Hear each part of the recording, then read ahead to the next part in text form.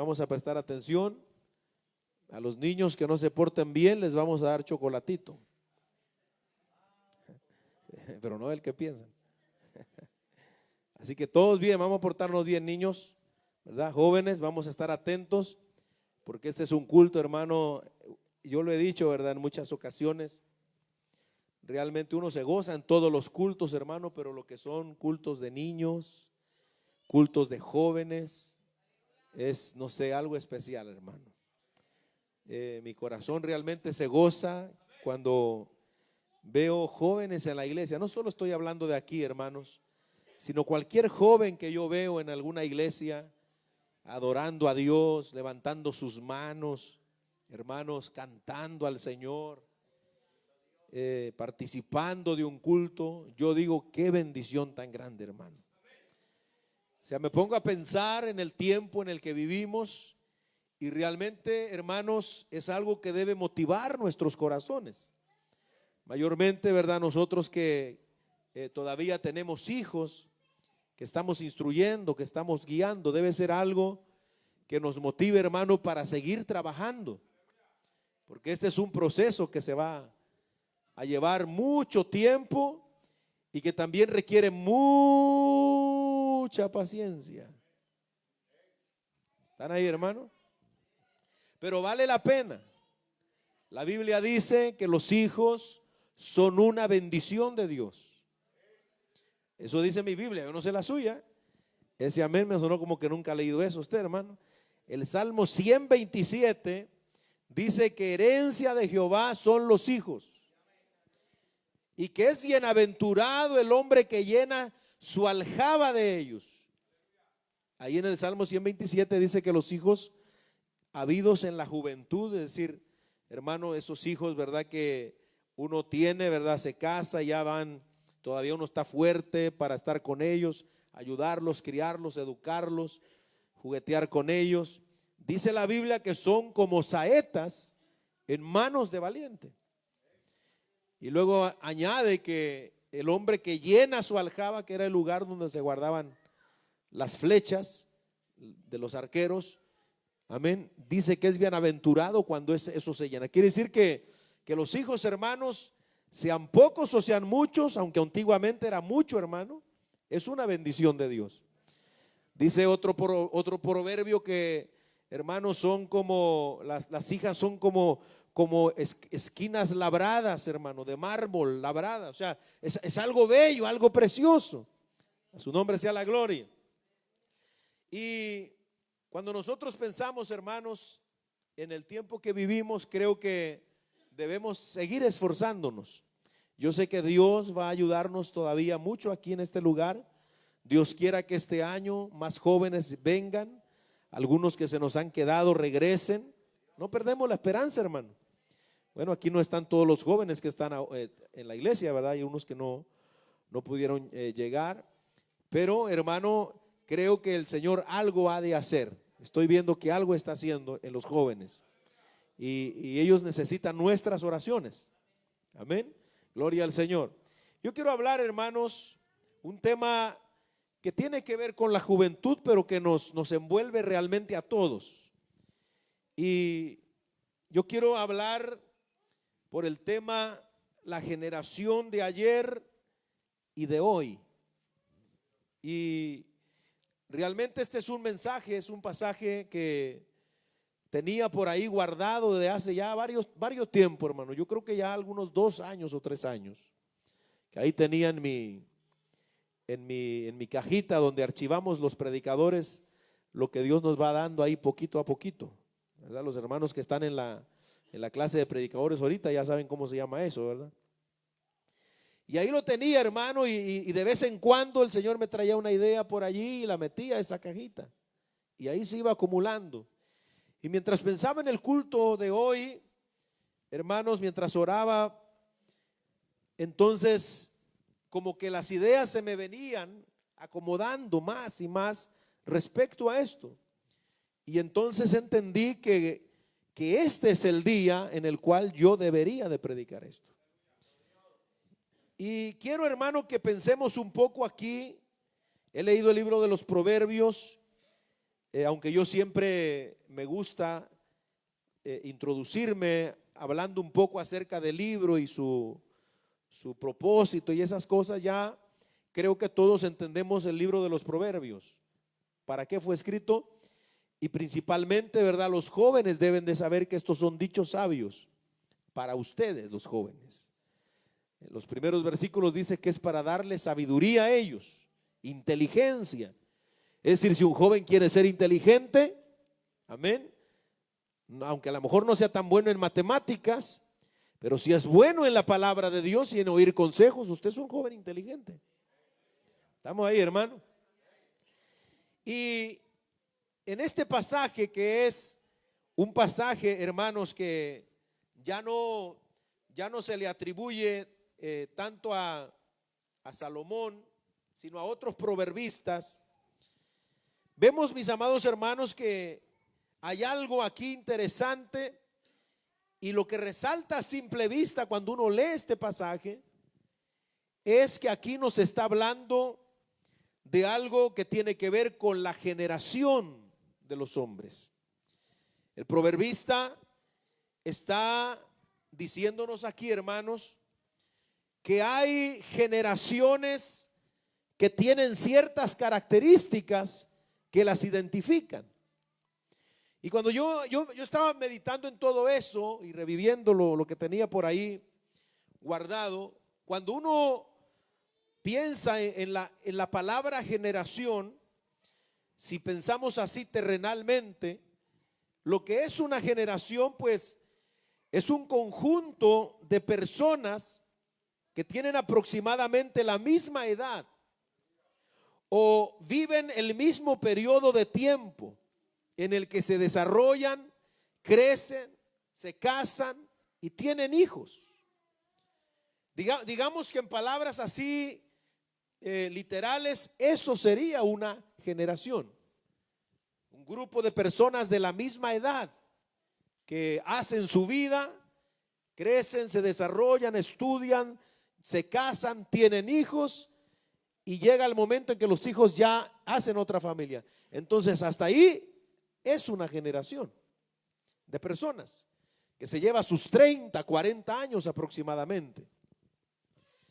Y mientras, hermano, yo meditaba en esto, me di cuenta que desde unos años para acá, la gente, mayormente los psicólogos, los estudiosos de este tipo de cosas, le han dado ciertos nombres a las generaciones que han venido sucediendo. Y yo no sabía a exactitud esto, más que había escuchado algunas cosas, por ejemplo, de lo más reciente, como lo es la generación X, la generación Z. ¿Habían escuchado ustedes eso, hermano? Pero hay más generaciones en el pasado. Y más o menos desde el 1955, una revista muy famosa aquí en los Estados Unidos que se llama la revista Time, empezó a colocar cierto nombre a las generaciones según las características que se mostraban durante esa época en la que vivió tal clase de personas. Y ellos empezaron a contar y a mirar las características, por ejemplo, que tenían las gentes que vivieron desde 1928 hasta 1948. Y a esa generación de personas le llamaron la generación silent en inglés, que sería algo así como la generación silenciosa en español. Y esta generación se le dio el nombre a estas personas que son los más avanzados en edad en el día de hoy, los que todavía viven. Amén, sería una gentes que estamos hablando ya casi de 100 años, hermano. Pero todavía hay gente que nació entre esa época. Y se les llamó así, le llamaron así, amén, porque estas personas no eran tan bullistas y le daban gran importancia al matrimonio, sobre todo. Ellos analizaron las características y vieron que esto tenía esta generación. le daban gran importancia al matrimonio y en la mayoría de los casos de matrimonios no se casaban después de los 30 años, 30, 33. Es decir, todos se casaban antes de esa edad. Amén. Después hay otra generación que viene y a esta generación se le llama la generación del baby boomer, que viene siendo como un boom, como dicen, ¿verdad? Una expansión. Y esto es desde la época, desde 1945 a 1964 aproximadamente. Son los que nacieron después de la Segunda Guerra Mundial.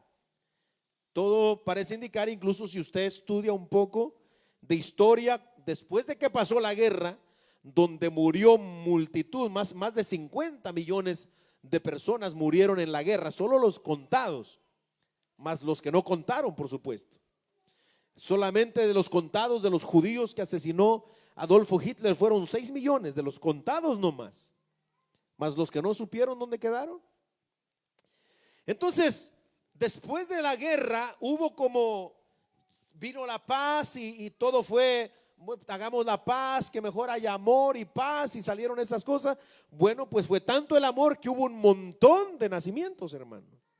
Montones. Por eso se le dijo que esta generación era la del baby boomer, porque una expansión terrible y algo que a lo mejor no tiene que ver aquí, pero que cuando yo estudiaba esto me causó asombro. Y yo digo, esto tiene que ser la mano de Dios, y lo creo.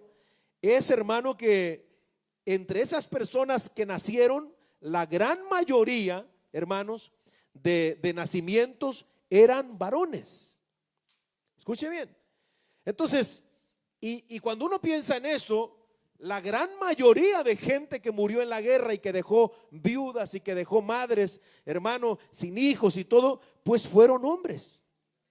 O sea, la población, estamos hablando de ese tiempo atrás, prácticamente se diezmó, hermano, mayormente en Europa, que era donde estaba el epicentro de la guerra. Entonces, cuando empieza este boom de nacimientos, lo más que nacían eran hijos, varones. Y eso me llamó la atención porque, ¿qué está haciendo Dios? Amén, trayendo aquí, ¿para qué? Para que la humanidad siga reproduciéndose.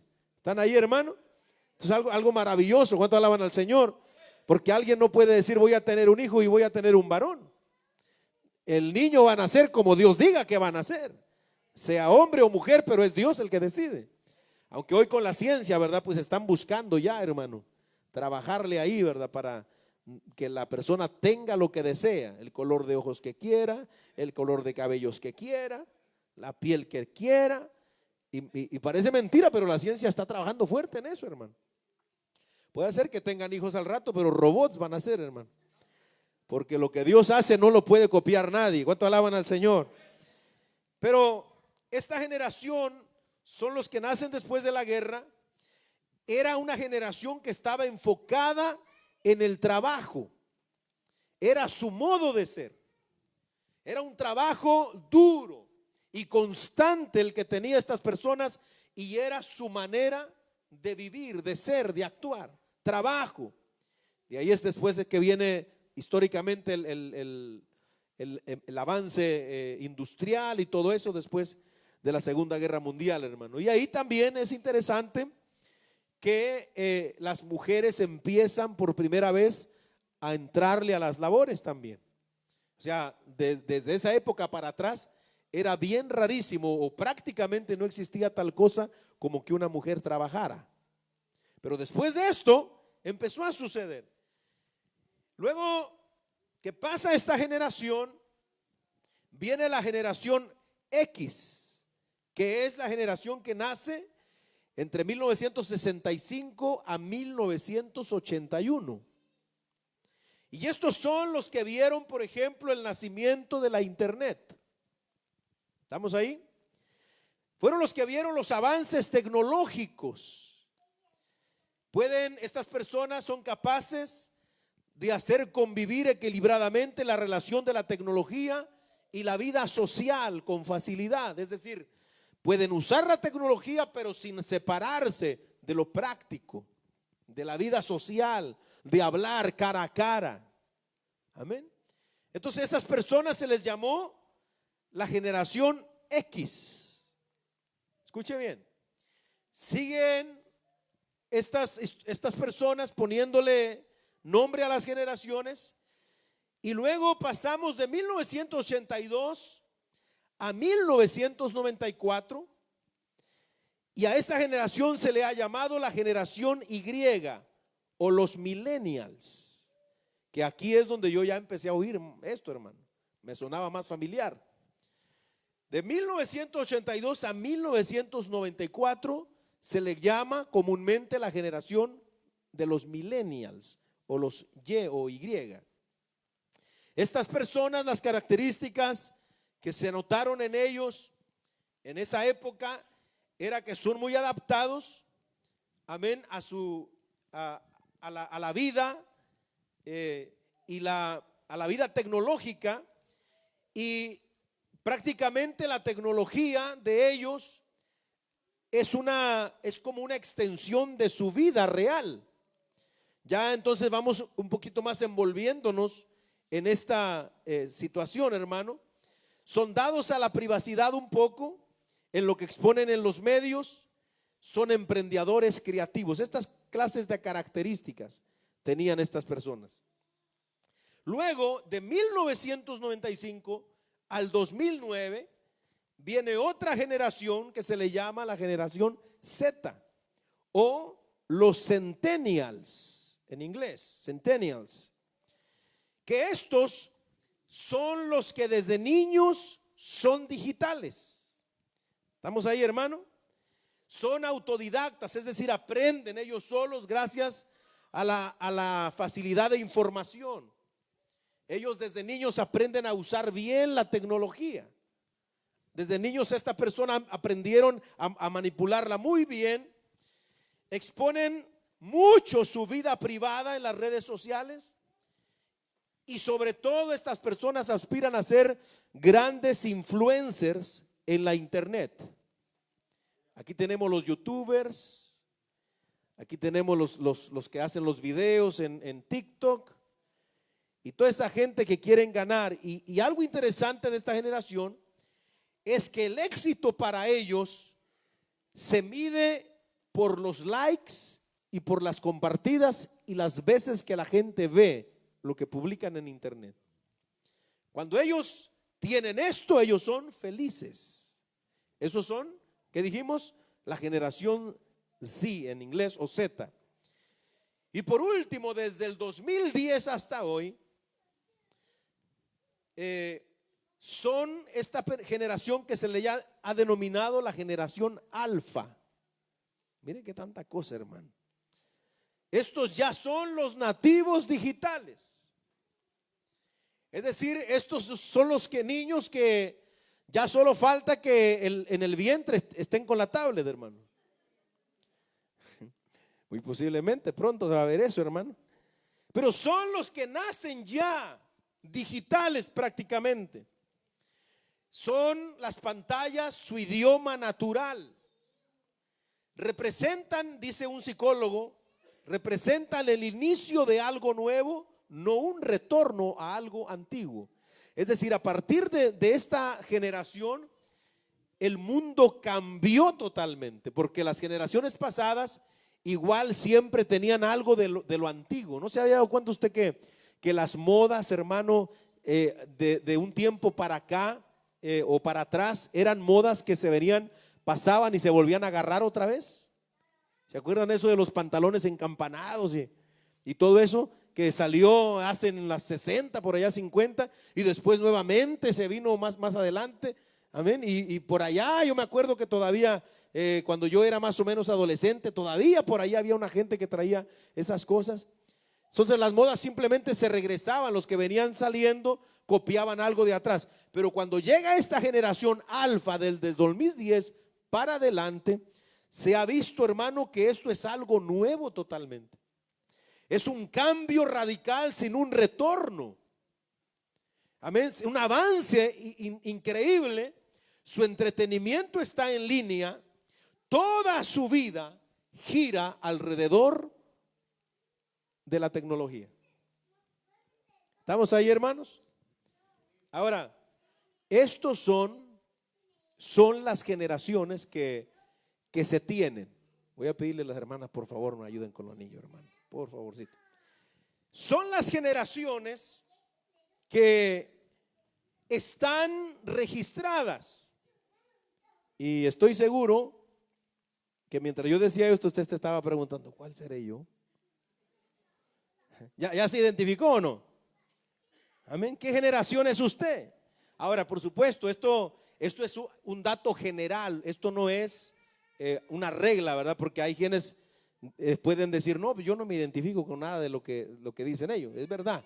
Pero es algo general, hermano, general. Ahora, me pareció interesante compartirles eso, hermano, porque la gente se fija en esas cosas. Pero aunque los psicólogos o los estudiosos, los antropólogos, que son mayormente los que estudian este asunto que tiene que ver con el hombre y su desarrollo y esto, aunque ellos dividan las generaciones, la realidad es que hablando del carácter de las personas, no hay nada nuevo debajo del cielo. Nada nuevo.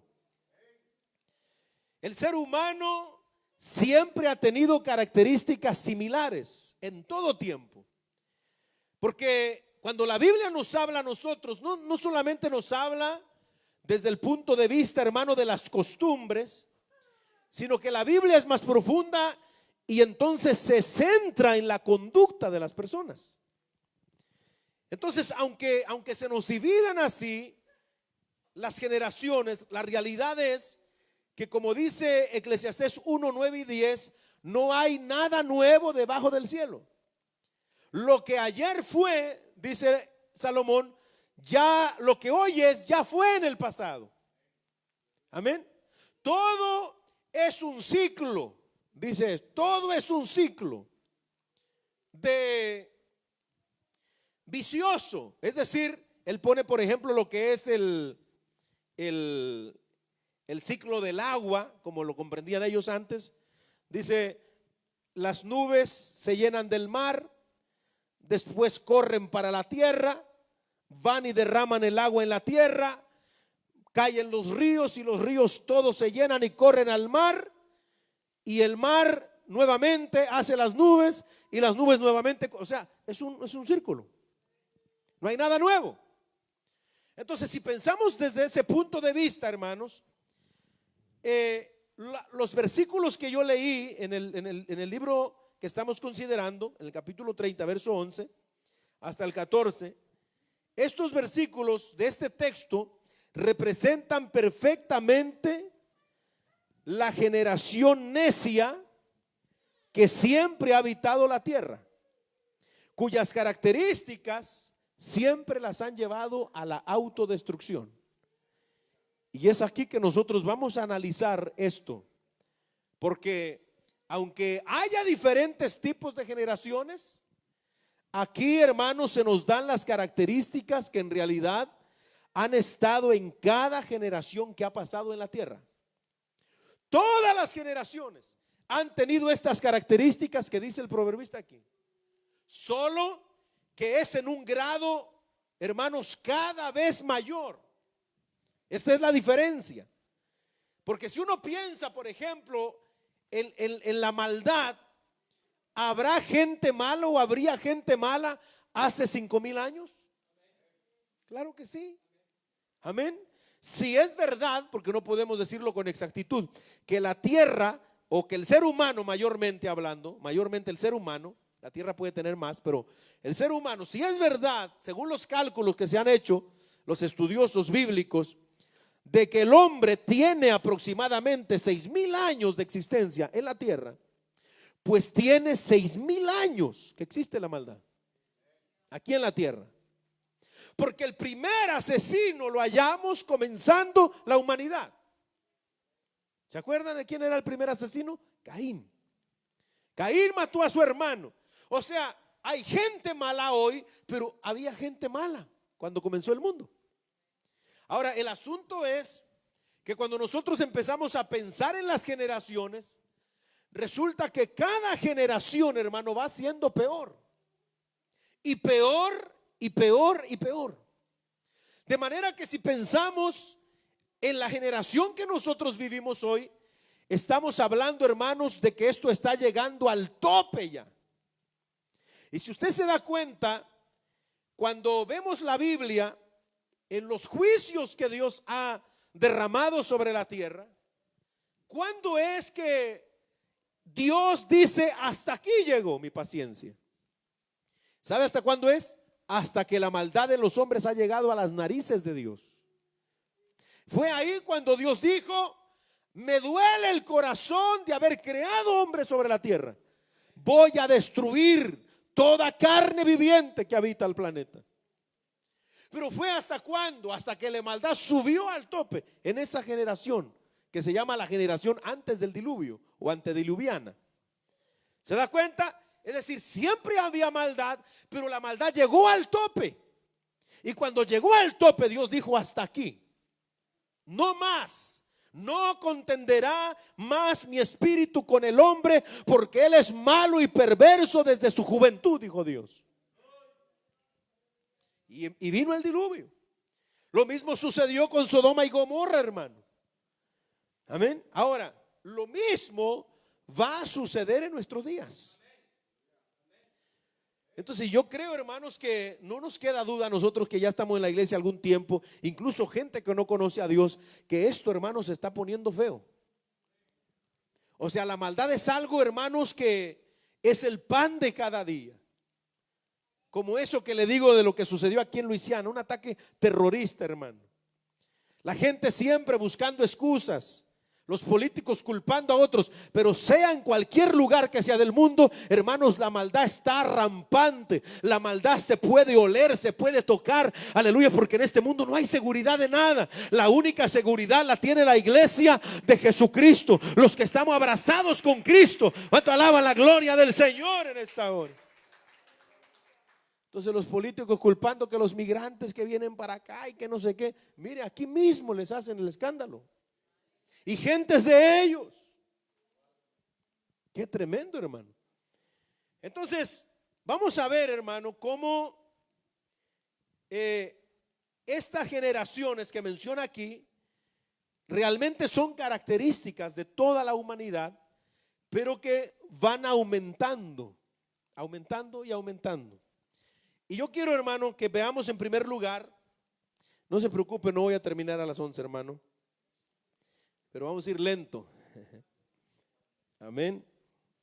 Y si no, si vemos que nos hace tarde, hermano, pues le ponemos aquí una segunda parte también, porque esto quiero hablarlo bien claro. ¿Cuánto alaban al Señor?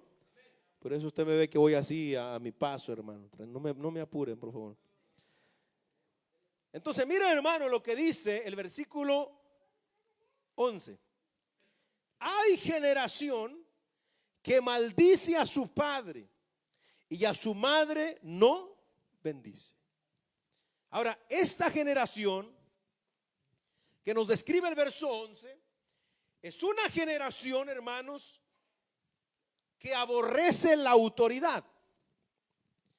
Es una generación que está problemada con todo lo que tenga que ver con la autoridad. Es una generación, hermanos, que detesta el sometimiento. Detesta que alguien gobierne sobre ellos. Amén. Es una generación, hermanos, que odia las reglas. Odia todo lo que tenga que ver con un orden para conseguir un fin. Ellos quieren las cosas como sea, donde sea y cuando sea. Ellos no quieren seguir ningún tipo de instrucción. Entonces, por eso dice el proverbista: hay generación de este tipo. Y él menciona aquí, por supuesto, hablando dentro de la familia primero, pero yo no solamente quiero hablar de eso, sino hablando generalmente. Porque mire, por ejemplo, cuando usted piensa en la autoridad, es lo primero que queremos mirar. ¿Quién fue el que instituye la autoridad aquí en este mundo? Fue Dios. No fue el papá, no fueron los gobiernos, no. La autoridad, llámese como se llame esa autoridad, la instituyó Dios. Y el diablo odia todo lo que Dios creó, hermano. Entonces, por eso es que cuando viene esta generación y empieza a vivir, el diablo les empieza a entrar por este lugar. Amén. Rebélate. Rebélate contra tus padres. Rebélate contra la autoridad de la policía. Rebélate contra tus maestros. Rebélate contra esto, contra el otro, contra todo lo que te trate de dominar y de ejercer algún control. Rebélate. Esto es una generación, hermano, rebelde, que aborrece la autoridad. Entonces, mire, Romanos, vamos a leer poquito aquí, hermano. Romanos capítulo 13, para que veamos por qué el odio, por qué hay generación que maldice las autoridades. Maldice las autoridades. Romanos capítulo 13. A su nombre damos gloria en esta noche, hermanos.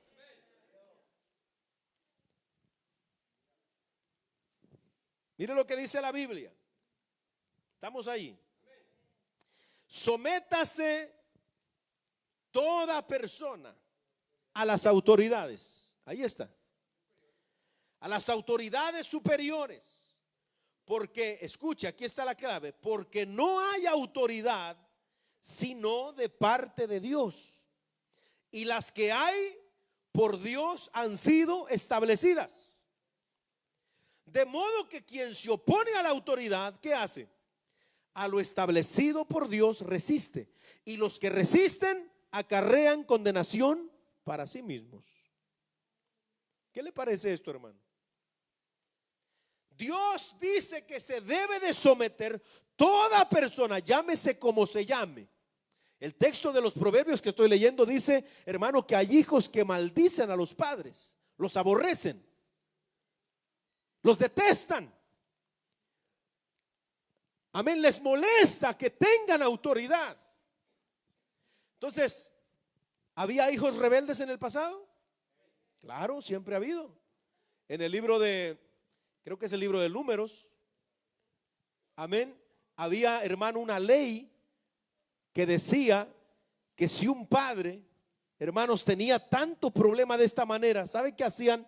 El pueblo tenían que llamar a los ancianos y decirle a los ancianos: mire, nuestro hijo es un borracho, es un comilón, es un ocioso, no nos respeta, no se sujeta a nada, ya no sabemos qué vamos a hacer con él. Venía la gente y lo llevaban y lo apedreaban delante de todo el pueblo.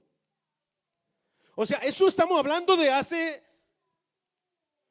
desde nuestro tiempo hasta allá 3500 años, porque fue en el tiempo que Israel venía por el desierto. Hace 3500 años había de este tipo de desobedientes. Ahora, ¿no ha habido desobedientes a lo largo de la historia? Claro. Pero ¿hasta dónde está llegando el día de hoy la desobediencia? Amén. Y no solo en la familia, hermano, porque aquí Pablo está hablando de las leyes civiles, por ejemplo. Mire, aquí en los Estados Unidos hay movimientos que han cobrado demasiada fuerza, y hay uno especialmente que se llama Black Lives Matter, algo así. No sé si lo dije bien. Black Lives Matter. I say it good? No. ¿Sí? ¿Lo dije bien? Eso significa, las vidas negras importan en español. O sea, las blancas no, ¿verdad que no? Las amarillas tampoco, solo las negras. Ya de partida ya estamos mal con eso, hermano. Pero lo que quiero decir es que este tipo de asociaciones o de grupos, ¿sabe qué es lo que andan haciendo ellos? Han promovido con muchísima fuerza que han logrado que muchas autoridades lo consideren, y políticos. ¿Qué quieren ellos? Dicen ellos: depongan a la policía, dicen. No le den más fondos a los policías, porque los policías son violentos, los policías son abusivos, los policías nos están matando a nosotros. Los policías, dicen ellos, son un mal para la sociedad, ya la gente no les tiene confianza. Ahora, si a usted le pregunta, ¿usted le tiene confianza a los policías o no? No, también son de ese grupo,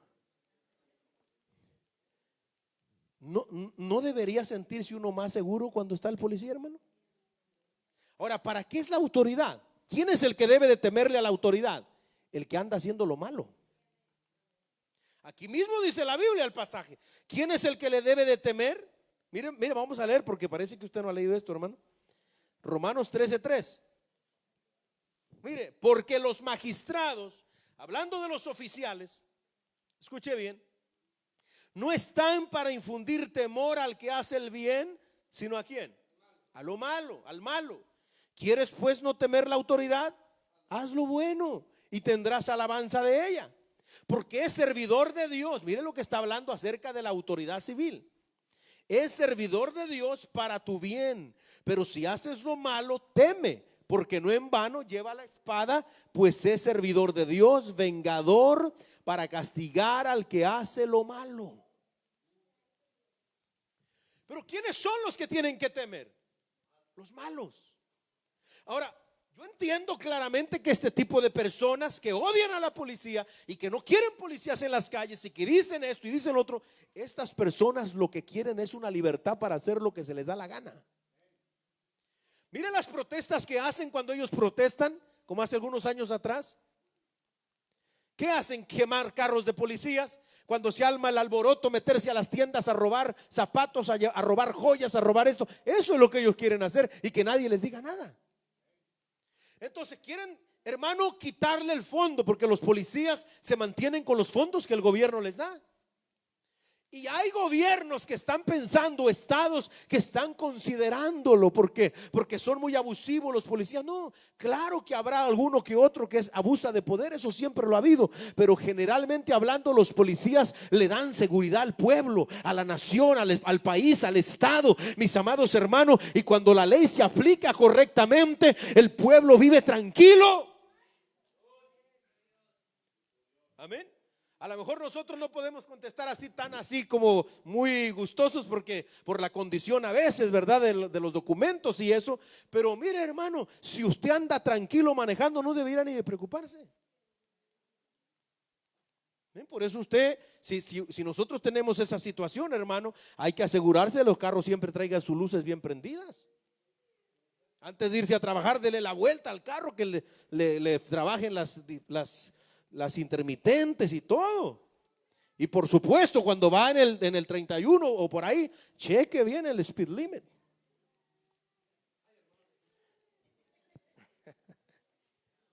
Digo que después que le apareció a uno el arbolito de Navidad atrás, ya diciendo: Señor, reprenda al diablo. Señor, no, repréndase usted.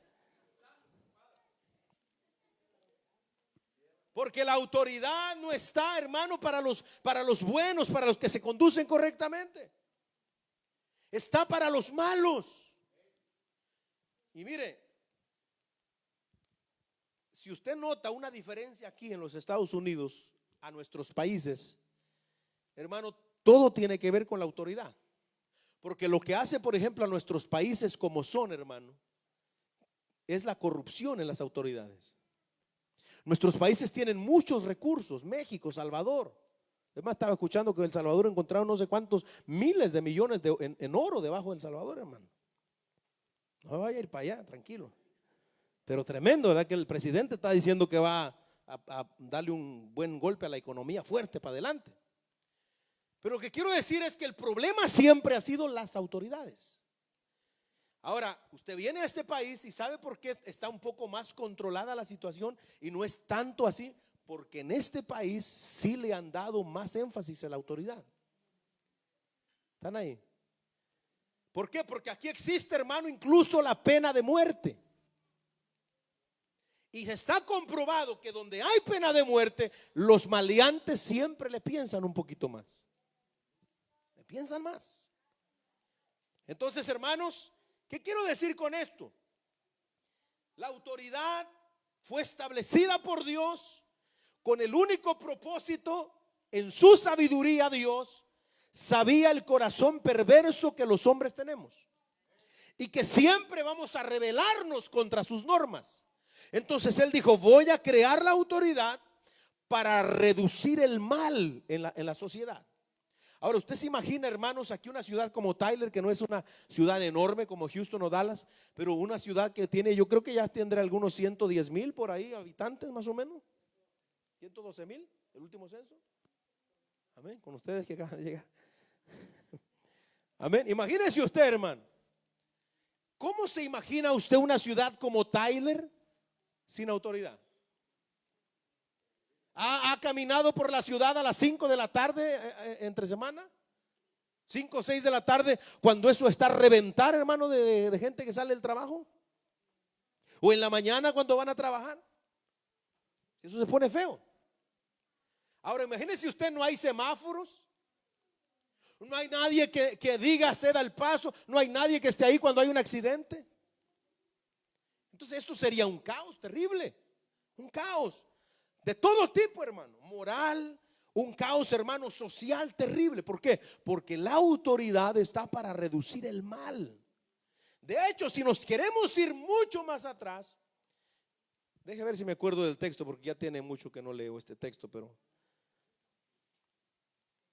Génesis 9 es, Génesis 9.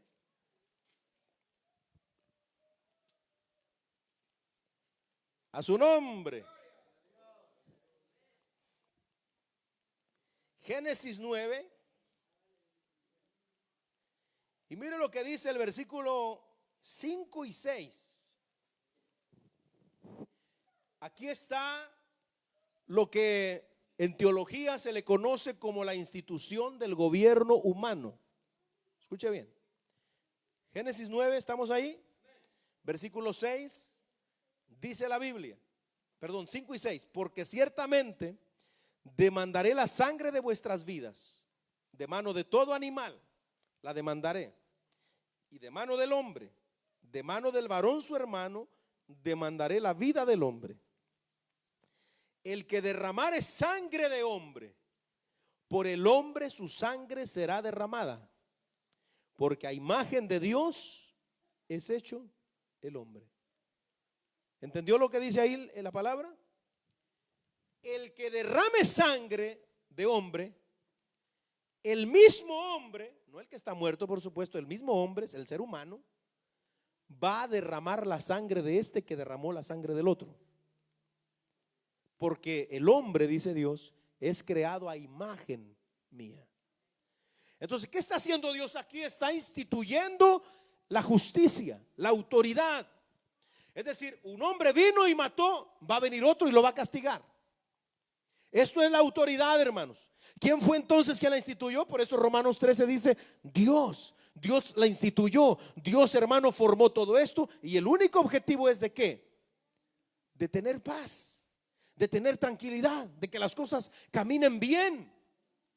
Cuando Dios le da leyes a Israel en el desierto, que nosotros conocemos como los 10 mandamientos, ¿para qué Dios le dio leyes a ellos? No les dio leyes, hermano, para tenerlos enojados. No les dio leyes para arruinarles la vida, para hacerles la vida aburrida. No. ¿Por qué existe la autoridad, hermanos? ¿Por qué existe el orden? Es para nuestro propio bien. Estamos ahí. Y los 10 mandamientos lo único que hacen es poner un cerco de protección alrededor de los hombres. Pero ¿qué dice el hombre? Ay, no, aquí yo no me gusta, aquí no quepo, yo no quiero así. Dios dice, no adores ídolos, sino yo quiero. Dios dice, no codicia a la mujer ajena. No, pero yo quiero. Y Dios en esa faja apretándonos, ¿para qué? Porque del otro lado hay un abismo. ¿Y qué hacen los hombres? Se brincan las trancas, hermano.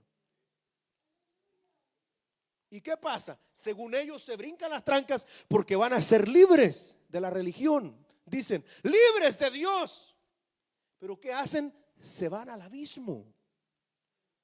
No entienden que es por su propio bien. O sea, la autoridad, las reglas, hermano, están para el bien de uno. Cuando uno pone reglas, hermano, en todo lugar es para el bien y el orden establecido. En la iglesia, en la familia, en todas partes hay reglas. Aquí en la iglesia hay reglas. Por eso, hermano, nosotros tenemos que decir cosas. Imagínese que siempre usted se va a enojar cuando yo le diga que algo, que se calme, que se tranquilice. Me voy mejor de la iglesia. No, eso no es así, hermanos. Tenemos que aprender. ¿Usted tiene reglas en su casa o no? Claro, tiene reglas en su casa, hay reglas en el trabajo. Pero somos rebeldes. ¿Sí o no, hermano? Somos rebeldes nosotros los seres humanos. En todo lugar donde usted vaya, por pequeño que sea, hay reglas. Usted va a comer a un restaurante, usted se sienta allí y se sienta donde lo llevan. Y le dice, puede decir una gente mundana, deme una cerveza. No, señor, aquí no vendemos cerveza. No, pero tráigame una. No, aquí las reglas son que no vendemos cerveza. Oh, pues entonces traigo una de mi carro. Señor, no puede tomar aquí. ¿Son reglas o no? Pero nosotros somos rebeldes. Queremos romper reglas siempre, porque es la generación, hermanos, aleluya, que aborrece la autoridad. Maldice todo lo que tenga que ver con autoridad. No se diga, hermanos, ahora cuando hablamos, mis amados hermanos, en la familia. Es lo mismo que nuestros hijos necesitan entender. Ustedes, hijos amados, necesitan entender que si nosotros los padres los amonestamos, los criamos, los reprendemos, los castigamos, no es porque los odiamos, es porque los amamos y queremos lo mejor para ustedes. No queremos que los destruya el diablo, el mundo, el pecado, sino que se mantengan bien para Dios. ¿Cuántos alaban al Señor, hermano? Pero ¿qué hace la generación de hoy?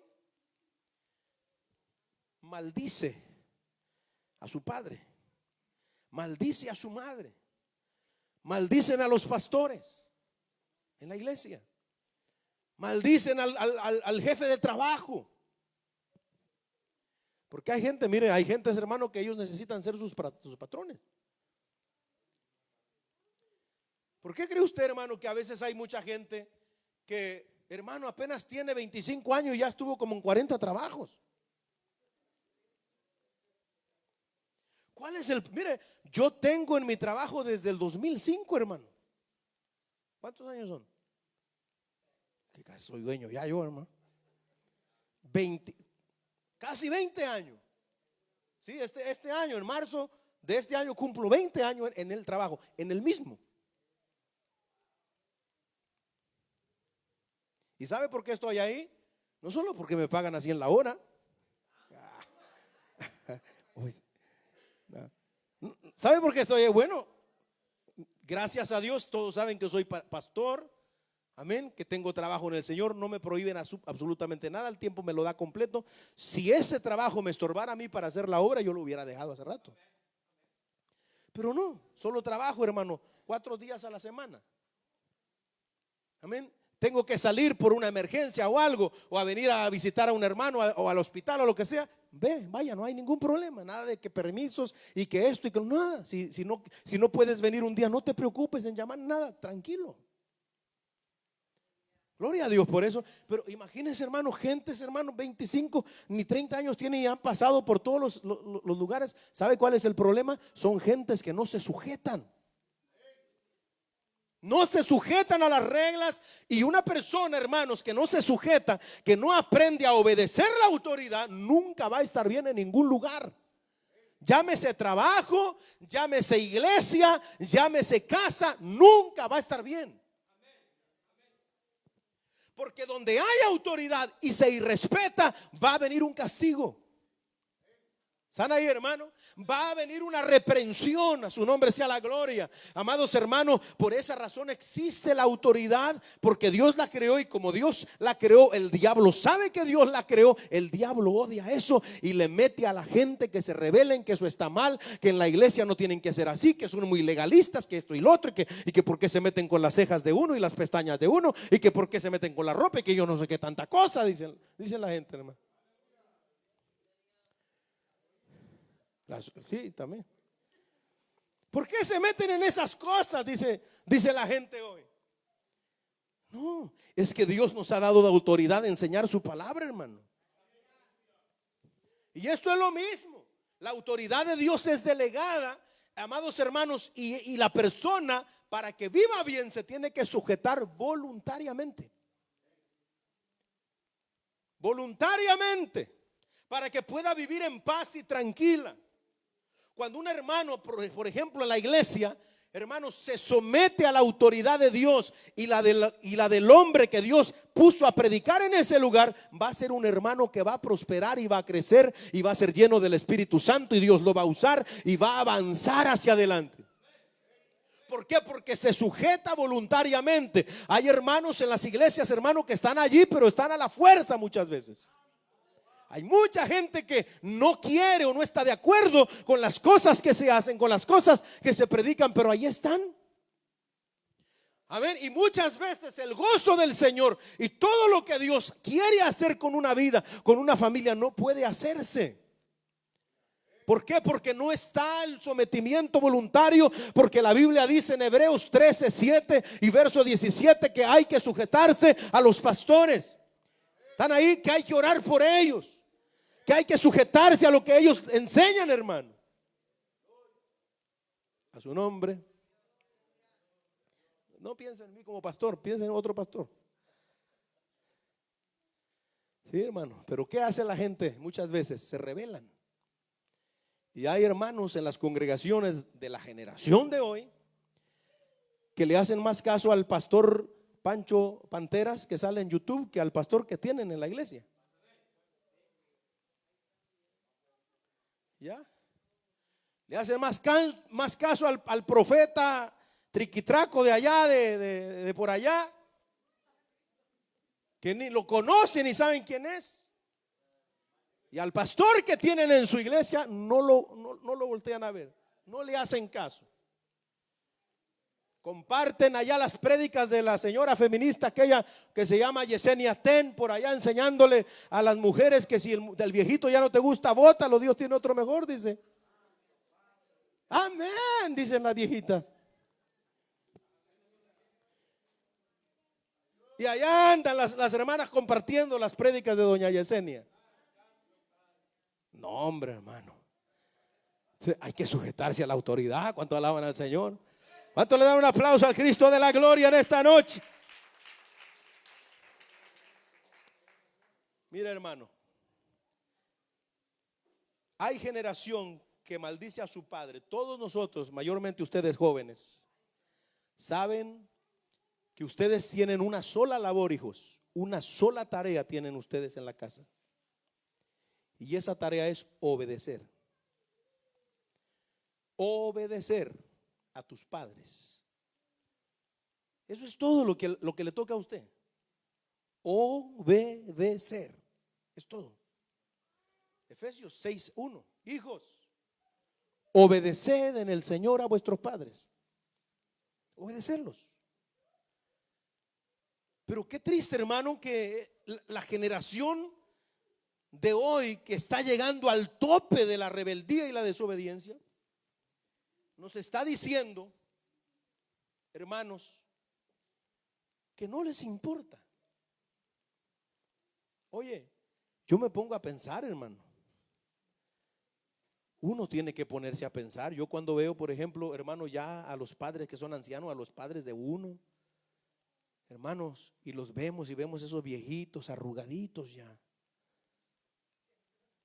que a veces de travieso uno le agarra el cuerito, así se lo levanta así, y ahí se le queda parado, hermano.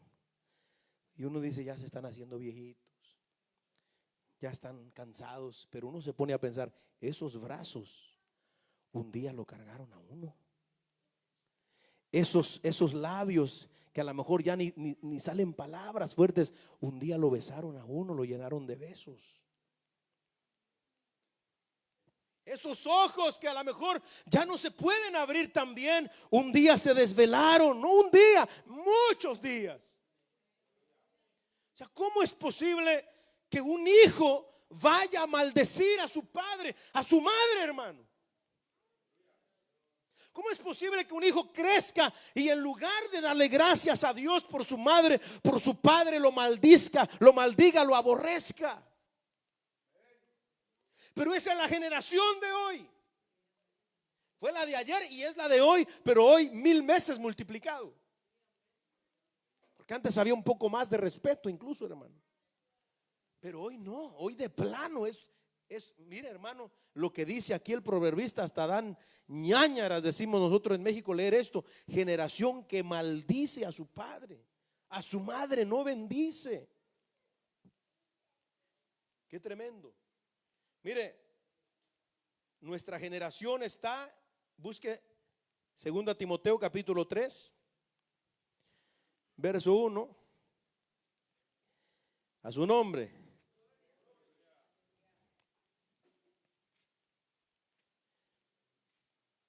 Esta historia va a continuar, creo, hermano, con la ayuda de Dios, sí. Segunda Timoteo capítulo 3 verso 1. Estamos ahí, hermano. Mire lo que dice la Biblia. También debes saber esto, que en los postreros días, está hablando de los últimos días, vendrán tiempos peligrosos. Es en la segunda de Timoteo 3:1. Está antes de Hebreos, antes de Apocalipsis, después de Corintios. Verso 2. ¿Por qué son los tiempos peligrosos?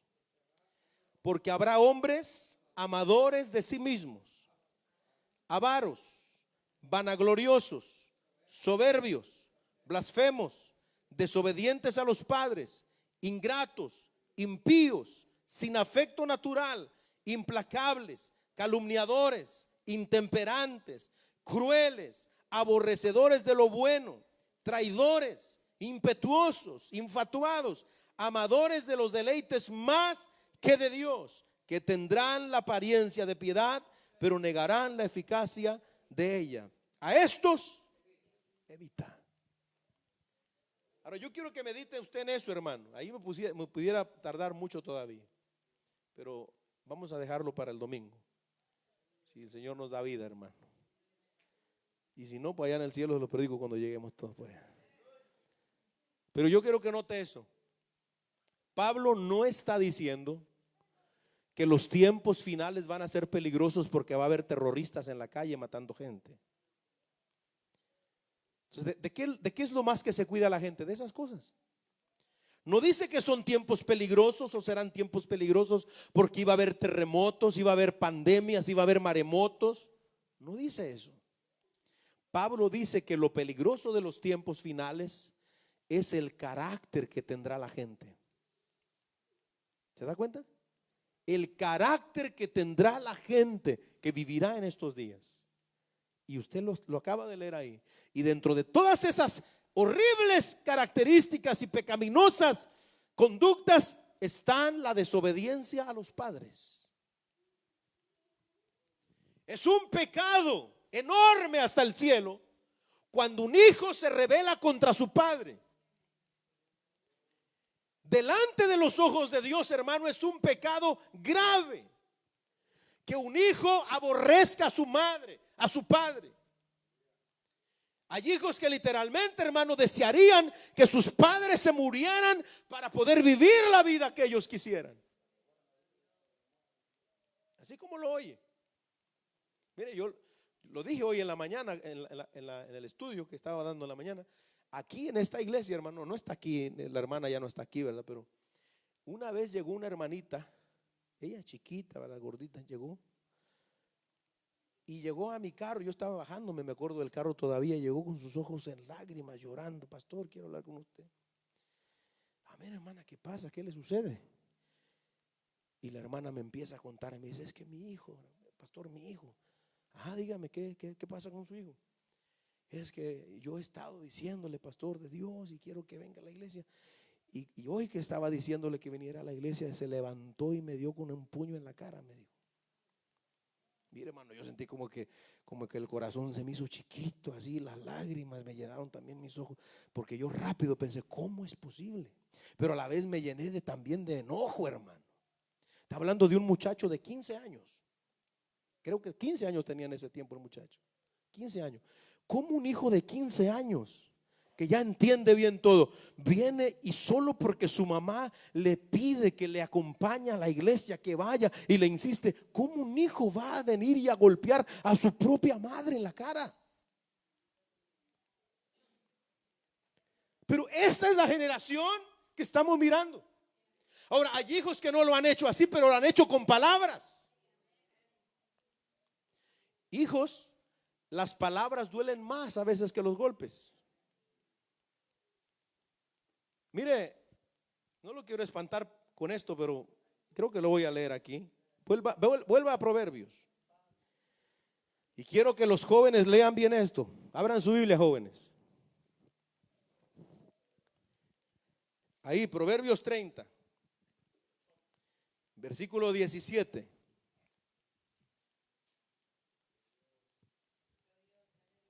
¿Lo tienen, cipotes? Lo tenemos ahí. Proverbios 30, 17.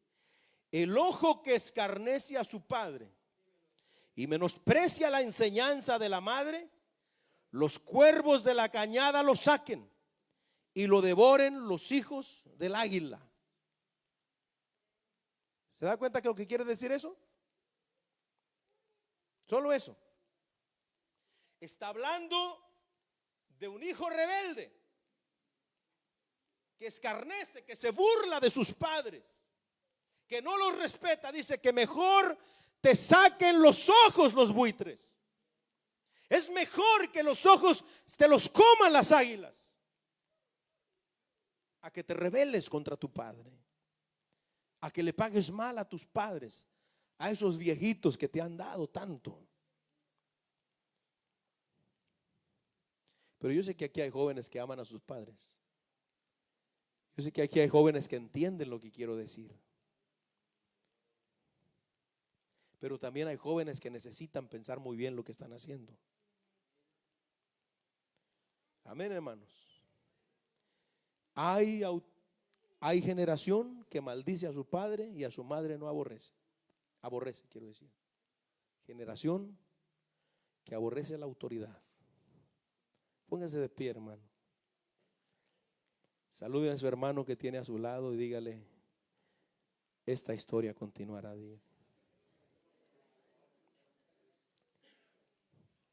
Que no se vaya a quedar el domingo, hermano. No vaya a quedar el domingo. Démosle gracias al Señor.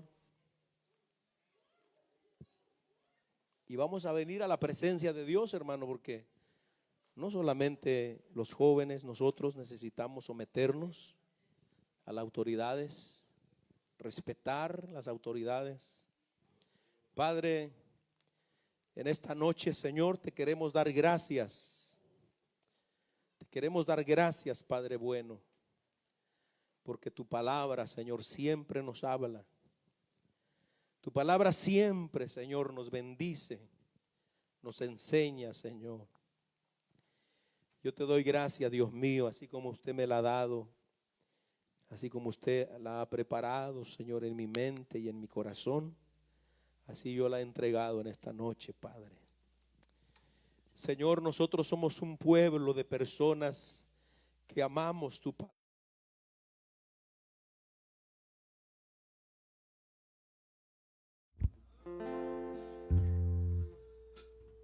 Gloria a Dios.